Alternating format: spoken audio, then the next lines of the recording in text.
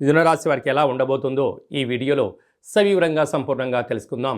ఆదాయం 14, వ్యయం 2. చూడండి, 14 రూపాయలు సంపాదిస్తే కేవలం 2 రూపాయలు మాత్రమే ఖర్చు అవ్వబోతున్నాయి. 12 రూపాయలు మిగిలించబోతున్నారు.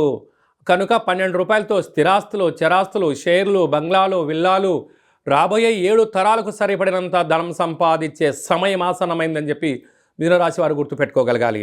అలాగే రాజ్యపూజ్యం 4, అవమానం 3. మీ మాటకు ఎదురు లేదు, మీ మాట వేదం, మీ మాట శాసనం కాబోయే సమయం ఆసన్నమైంది. కనుక ఇలాంటి కాల సమయంలో వ్యవసాయ సోదరీమణులు, వస్త్ర వ్యాపారాలు, అలాగనే మిలిటరీ, నేవీ, విశేషమైన ఆర్కిటెక్ట్స్, బిల్డింగ్స్ నిర్మాణం చేసేటువంటి వారు, నిర్మాణ రంగము, వ్యవసాయ రంగము, షేర్ల బిజినెస్ నడిపించే వారందరికీ కూడా వీలైనంత వరకు, అంటే అధిక ఫలిత అంటారు. అంటే ఏదైనా మనం ఒక పని చేసినప్పుడు మౌనం, ధ్యానం, ఏకాగ్రత, అంటే ఎదిగే కొద్దీ వీలైనంత వరకు మౌనంగా ఉండి తీరాలి.